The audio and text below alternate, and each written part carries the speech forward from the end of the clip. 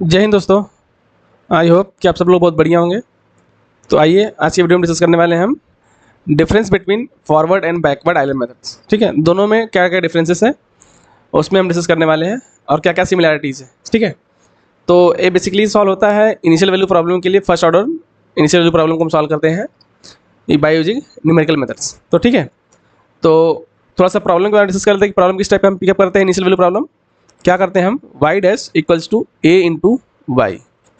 और अभी ये जो ए की वैल्यू कुछ भी हो सकती है यहाँ पे ना, ए कोई मेरा कांस्टेंट है, ए तो ए में भी रियल हो सकता है या तो पॉसिबिलिटी या तो कॉम्प्लेक्स नंबर। ठीक है, ये फर्स्ट ऑर्डर डेरिवेटिव है तो एक इनिशियल कंडीशन गिवन होगी जो कि हमारा जो कि यही होता है इनिशियल सॉल्यूशन। ठीक है, तो अगर हम इसको हम नॉर्मली सॉल्व करेंगे, जैसे कि इसका एग्जैक्ट सॉल्यूशन निकालेंगे, तो कैसे निकालेंगे हम लोग यहाँ पे Y dash by Y equals to ए।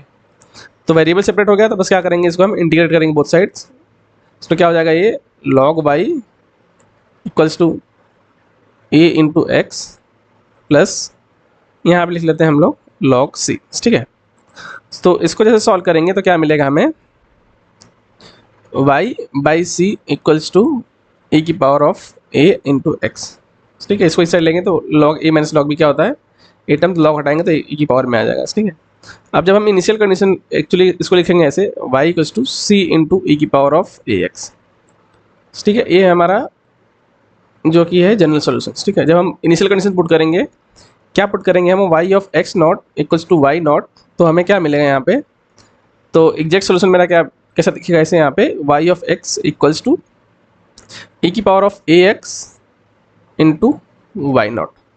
ठीक है, ये मेरा एग्जैक्ट सॉल्यूशन। ठीक है, ये मैं क्यों बता रहा हूँ, जब मैं आपको डिफरेंस बताऊंगा तो उसमें से इसका कुछ थोड़ा सा आपको कंपेयर करने में अच्छा दिखेगा। ठीक है, तो देखो अब हमने ए क्या ले रहे हैं, अगर मैं ए की वैल्यू फर्स्ट केस में जो कि हमने स्टेबिलिटी वाले पार्ट में ऑलरेडी देख चुके हैं, तो इसमें थोड़ा सा बताता हूँ। अगर मेरा क्या होगा, ए क्या होगा, non zero real number, real and negative. ठीक है, क्योंकि ये जो क्वांटिटी है यहाँ पे, ये जो क्वांटिटी है ये तो कोई फाइनाइट क्वांटिटी है। ठीक है, तो इस पर कुछ फर्क नहीं पड़ने वाला।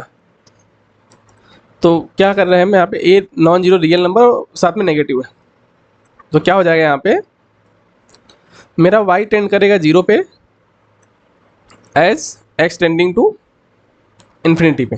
ठीक है, और सेकंड केस क्या हो जाएगा कि अगर मेरा a कोई नॉन जीरो कॉम्प्लेक्स नंबर है, नॉन जीरो कॉम्प्लेक्स नंबर है एंड नेगेटिव रियल पार्ट क्या है, इसका रियल पार्ट भी इसका क्या है, नेगेटिव है, तब भी मेरा क्या होगा, y tending to zero as x tending to infinity.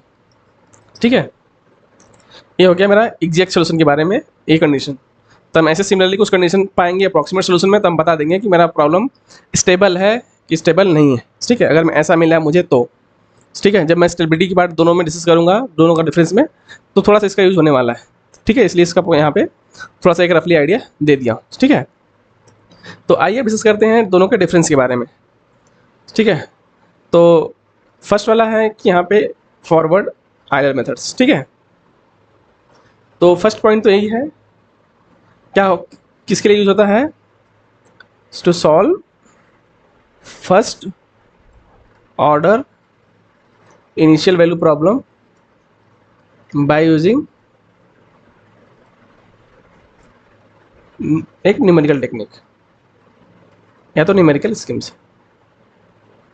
ठीक है, ये फर्स्ट ऑर्डर को ही सॉल्व करने के लिए होता है, तो इसके लिए भी क्या है, सेम होगा। ठीक है, कि to solve first order initial value problem by using a numerical scheme या तो न्यूमेरिकली स्कीम। ठीक है, ठीक है, ये हो गया फर्स्ट पॉइंट। अब सेकंड पॉइंट क्या है कि ये जो है कि सिंगल स्टेप मेथड है। अब सिंगल स्टेप का मीनिंग क्या आ गया, it is a single step method, single step method. Single step मतलब क्या था कि एक जब इटरेशन निकालते तो एक ही चीज़ में हमें एक ही स्टेप में मुझे मिल जाता है, इसलिए इसको बोलते हैं सिंगल स्टेप मेथड। क्योंकि जब डिफरेंशियल इक्वेशन कुछ सिंगल स्टेप है कुछ मल्टी स्टेप है, तो हमें भी ये सिंगल स्टेप है, ठीक है।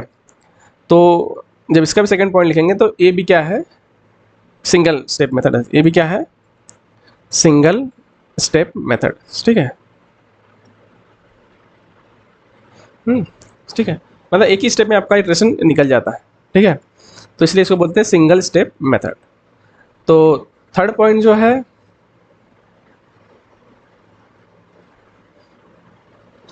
कि इसका फॉर्मूला लिख लेते हैं। तो फॉर्मूला क्या लिखेंगे हमें फॉरवर्ड के लिए, Y N plus one equals to Y N plus H into function of X N comma Y N, ठीक है। एन की वैल्यू आप पुट कर सकते हो 0 1 2 ऐसे, ठीक है। तो बैकवर्ड के लिए, तो बैकवर्ड का लिखोगे तो फिर कैसे लिखोगे, Y N plus one equals to Y N plus H into function of X N plus one comma Y N plus one, ठीक है। दोनों के फॉर्मूलों में ए डिफरेंस है, ठीक है। ये हो गया इसका सेकेंड थर्ड पॉइंट, ठीक है। अब बात आती है इसके फोर्थ पॉइंट की, ठीक है। तो फोर्थ पॉइंट भी हम लिख लेते हैं यहाँ से, ठीक है। देखिए यहाँ पे फोर्थ पॉइंट क्या हो जाएगा इसमें कि जो अननोन वेरिएबल है यहाँ पे, क्योंकि इसमें यही अननोन वेरिएबल है, ठीक है। तो जो अननोन वेरिएबल है, अननोन वेरिएबल क्या है, वाई एन प्लस वन, ठीक है। क्या होगा ये, अपीयर ओनली वन साइड, कैसा होगा कि अपीयर ओनली वन साइड, ठीक है। देख रहे हो सिर्फ यहाँ पे अपीयर है, बट यहाँ पे जो है इसका जो फोर्थ पॉइंट होगा, अपीयर इन बोथ साइड्स, ठीक है। जो अननोन वेरिएबल है मेरा, unknown variable, unknown variable Y N plus one appear both side, ठीक है। दोनों इसलिए है क्योंकि आपको आसानी से देख के पता चल जाएगा कि ये किसका फॉर्मूला है, फॉरवर्ड का है कि बैकवर्ड का, ठीक है। ये 4 पॉइंट हो गया। फिफ्थ पॉइंट की बात कर रहे हैं यहाँ पे, तो इसका ऑर्डर ऑफ कन्वर्जेंस, ठीक है। या तो ऑर्डर ऑफ स्कीम बोलेंगे, या तो order of convergence. Order of scheme क्या होगी इसका, इसका क्या होगा, ऑर्डर ऑफ स्कीम इज क्या होगा, स्कीम इज 1, ठीक है। तो इसका भी ऑर्डर ऑफ स्कीम क्या होगा, 1, दोनों का सेम है, ठीक है। ऑर्डर ऑफ स्कीम, स्कीम बोलो या तो ऑर्डर ऑफ कन्वर्जेंस, ठीक है। क्योंकि ये सब भी इंटरव्यू में एग्जाम में पूछ लेता है। ऑर्डर ऑफ स्कीम क्या होगा इसका, स्कीम इज 1, ठीक। तो 6 क्वेश्चन है, सॉरी 6 में। तो ये ऑर्डर ऑफ एरर टर्म, जैसे कि इसका ऑर्डर ऑफ एरर टर्म कितना होता है, order of error term, error term क्या होगा, एरर टर्म इज 2। अब ये 2 कैसे आता है वो भी बताते हैं। और इसका भी होता है order of error term is 2, जो कि ये कौन सा पॉइंट था हमारा,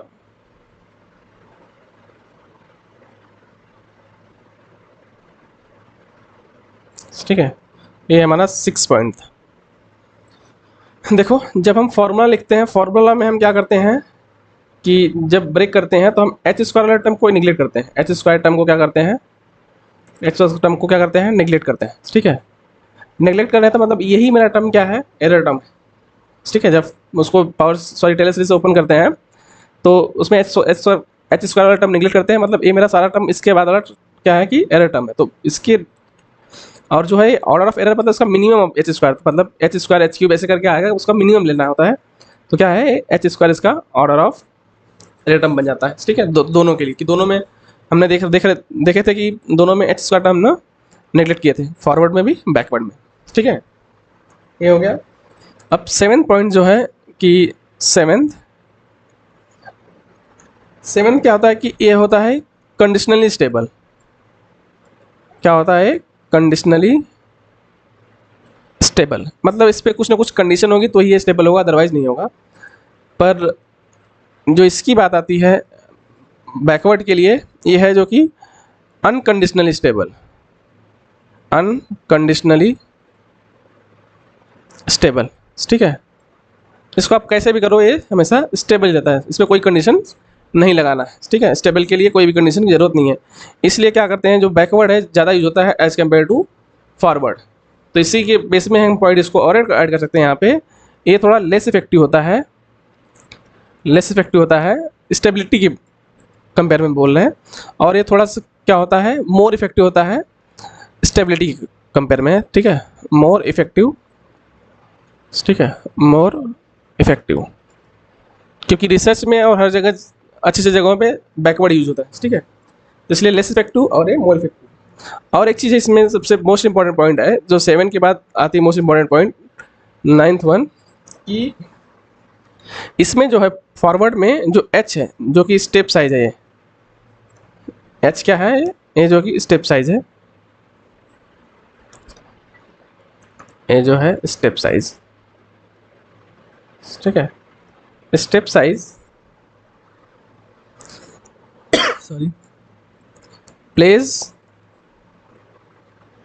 अ सिग्निफिकेंट रोल, मतलब बहुत इंपॉर्टेंट रोल प्ले करता है स्टेबिलिटी में। H plays a significant role, significant role in stability, in stability, ठीक है। इसके बारे में बताएंगे कैसे प्ले करता है इंपॉर्टेंट रोल, ठीक है। और इसमें क्या होगा कि इसमें कोई इफेक्ट नहीं करता है एच, ठीक है, no effect on H. H हम क्या करेंगे, कुछ भी लेंगे, हमें इफेक्ट नहीं होगा, ठीक है। अब हम इसमें आपको 9th जो पॉइंट है, 9th वाली पॉइंट को, इस वाले पॉइंट को आपको एक्सप्लेन करना है अच्छे से प्रॉपर वे में, ठीक है। इसको हम, ठीक है, अब हम लेते हैं यहाँ पे फॉरवर्ड के लिए, ठीक है। एक एग्जाम्पल लेते हैं, एग्जाम्पल लेते हैं और दोनों के लिए दिखाएंगे, ठीक है। Consider y dash equals to -20 into Y, ठीक है। और y ऑफ 0 पे क्या है, हमने 1 ले लिया है, एंड h की वैल्यू ले लिया है यहाँ पे हमने 0.2, और हमें y ऑफ 1 पे एवेल्यूएट करना है, ठीक है। y ऑफ 1 की वैल्यू क्या है, ठीक है। तो हम यहाँ पे पहले डिस्कस करेंगे फॉरवर्ड की और बैकवर्ड की, ठीक है। तो मैं यहाँ पे लिखता हूँ पहले फॉरवर्ड, ठीक है। फॉरवर्ड तो फॉर्मूला लिखता हूँ, यहाँ पे लिखता हूँ y i + 1 equals to y i plus h into, यहाँ पे क्या हो जाएगा, function of x i comma y i, ठीक है। तो इसको सब सिंप्लीफाई कर लेते हैं, y i plus h into -20 into Y i, ठीक है। तो इसको सिंप्लीफाई कर लेते हैं, h की वैल्यू हमारे पास क्या है 0.2, तो क्या करेंगे हम y i minus 0.2 into 20 y i, ठीक है। तो क्या हो जाएगा यहाँ पे 4, इट मीन्स -3 वाई आई, ठीक है। ये है हमारे पास y i i + 1 equals to इतना आ गया, ठीक है। तो और i की वैल्यू क्या है 0, 1, 2। देखो जब हम i की वैल्यू 1 पुट कर रहे हैं तो y1 क्या हो रहा है -3 इंटू y0, जो कि क्या हो जाएगा -3 इंटू 1 क्या हो गया -3, ठीक। और ये y1 है जो कि मेरा है y ऑफ 0.2, ठीक है। तो y2 क्या हो जाएगा हमारा यहाँ पे -3 times of y1 equals to -3 into -3, जो कि क्या हो जाएगा 9। देख रहे हो एक बार माइनस आ रहा है, एक बार प्लस आ रहा है, एक बार एक y3 भी निकाल लेते हैं, देखते हैं क्या होता है। क्या हो जाएगा -3 इंटू y2, तो it means -3 into 9 equals to -27। देखो माइनस प्लस माइनस मतलब क्या हो रहा है, ये ऑसिलेट हो रहा है, ठीक है। क्या कर रहा है ये ऑसिलेट हो रहा है, ठीक है। तो ये ऑसिलेट हो रहा है तो क्या होगा, ये कभी कन्वर्ज नहीं करेगा, नेवर कन्वर्ज, ठीक है।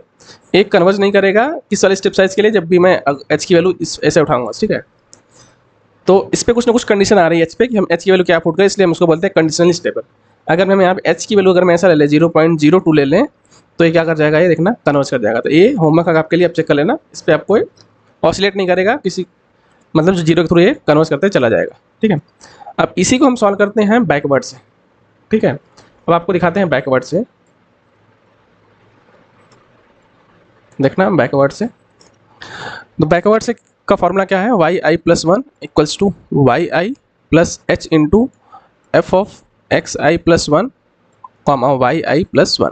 ठीक है, तो वाई आई प्लस एच इंटू क्या आ जाएगा यहाँ पे -20 into Y I I plus one.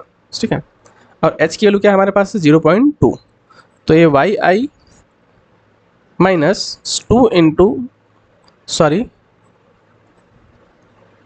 Minus 0.2 into 20 y I plus one.